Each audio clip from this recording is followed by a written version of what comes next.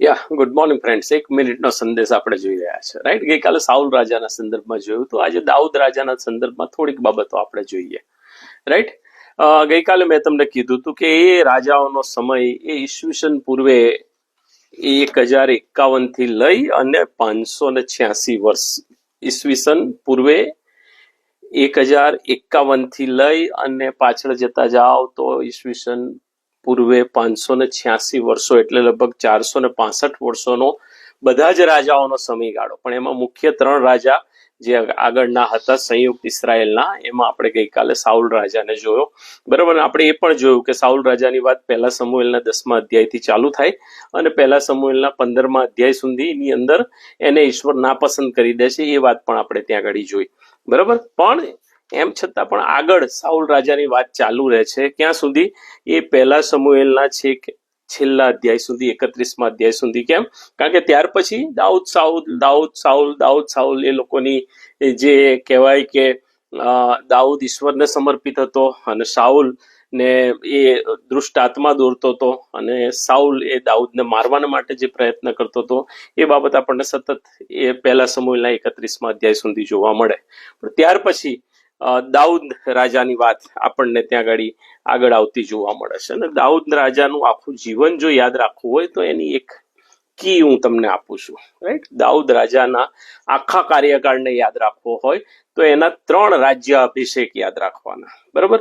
પહેલો રાજ્ય અભિષેક એનો તમે 1 સમુએલ 16મા અધ્યાયમાં જુઓ તો એના કુટુંબની મધ્યે એનો પહેલો રાજ્ય અભિષેક થયો, બરાબર. કુટુંબની મધ્યે, ઈસાઈના કુટુંબની મધ્યે સમુએલ એનો પહેલો રાજ્યાભિષેક કરે છે અને પછી એ ઈશ્વરના આત્મા અને પરાક્રમના સામર્થ્યથી ભરપૂર થાય છે અને એટલે પછી આગળ જઈને એ તરત જ કોને મારે છે? ગોલિયાથને મારે છે, બરાબર. અને પછી બીજી વખત એનો રાજ્યાભિષેક થાય છે. એ યહૂદા જે કુળ હતું એ એકલું કુળ એને રાજા તરીકે માને છે અને એનો રાજ્યાભિષેક કરે છે. તમે 2 સમૂહ એનો 2 અધ્યાયની અંદર જોઈ શકો. અને એનો 3જી વખત રાજ્યાભિષેક થાય છે, રાઈટ. એ આખી ઇસરાયેલ પ્રજા જ્યારે યરુશાલેમ જીતે છે ત્યાર પછી 12 કુળો ભેગા થાય છે. 2 સમૂહેલ અને 5મો અધ્યાયની અંદર આપણને એ બાબત જોવા મળે છે. સો દાઉદ રાજાને યાદ રાખવો હોય તો એના 3 રાજ્યાભિષેક યાદ રાખવાના. પહેલા એના ઘર આંગણે થાય છે, બીજું યહૂદાનું કુળ એનું રાજ્યાભિષેક કરે છે અને ત્યાર પછી ઇસરાયેલના 12 કુળો પરિસ્થિતિ સંજોગો બદલાય છે અને એમ એ ત્યાર પછી ઇસરાયેલનો રાજા બને છે, રાઈટ. તો એને 40 વર્ષ રાજ કર્યું. કેટલા વર્ષ? 40 વર્ષ એ ઇસરાયેલ પર રાજ કર્યું. એ સ્વભાવે મારા ને તમારા જેવો માણસ જ હતો. એણે પાપ કર્યું હતું.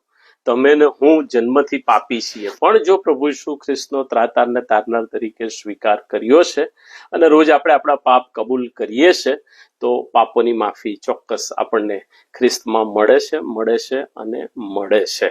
અને એ જ રીતે દાઉદે બેત્સેબાની સાથે પાપ કર્યું, એના પતિ ઉરિયા હિત્તીને મારી નાખ્યો, રાઈટ. અને આગળ જતા તો તમે જુઓ તો 2 સમુએલના છેલ્લા અધ્યાયની અંદર આપણને જોવા મળે છે, રાઈટ, કે દાઉદે જે કામ નહોતું કરવાનું એ કામ પણ એને ત્યાં આગળ કર્યું. કયું કામ? તો કે ઈશ્વરે એને વસ્તી ગણતરી કરવાની ના પાડી હતી, બરાબર. પણ તેમ છતાંય ત્યાં આગળ એ વસ્તી ગણતરી કરે છે, રાઈટ. અને ઈશ્વર એની સામે 3 કન્ડિશન મૂકે છે, રાઈટ.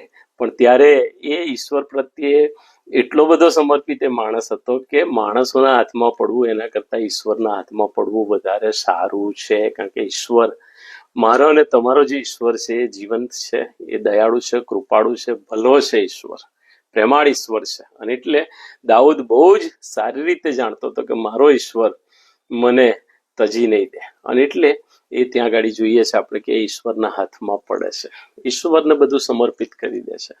અને એવું જ વાલાઓ, જો આપણે આપણા જીવનની અંદર જીવંત ઈશ્વરને બધું સમર્પિત કરી દઈએ અને ઈશ્વરના આત્માથી પ્રેરાઈને ચાલીએ, રાઈટ, તો જીવન ખરેખર અર્થપૂર્ણ અને આશીર્વાદિત બને છે. અને એટલે તમે સાઉલના જીવનને, દાઉદના જીવનને તપાસજો, રાઈટ. અને ખ્યાલ આવશે કે ઈશ્વર આપણી પાસેથી શું માગે